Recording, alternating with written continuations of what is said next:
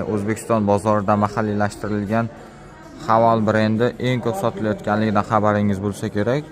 Yangilangan Haval H6 modelida 1.5 va 2 turbina dvigatelli motorlar joylashtirilgan.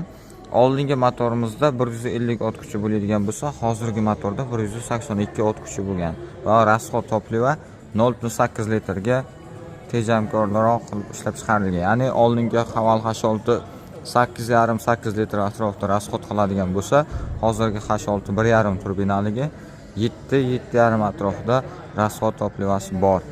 Ya'ni Haval H6 FL First Lift 4 ta pozitsiyada sotuvda bor. Birinchi pozitsiyasi 324 million 900 ming so'mdan boshlanadi va bunga 15 million so'mdan skidka ham qilib berilyapti.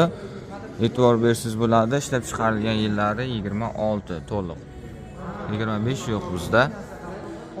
Julian va M6 modellari ham hammasi xuddi shunaqa. Narxlari chegirmalarda va rassrochgani muddatli foizsiz bo'lib to'lashga ham mavjud. Avtosalonimiz manzili Eski shahar Moxina to'yxonaga yetmasdan yoki Buxoro tomondan keladigan Qiziltepalik mijozlarimiz bo'ladigan bo'lsa, Buxorolik mijozlarimiz bo'ladigan bo'lsa, Moxina to'yxonadan o'tgandan keyin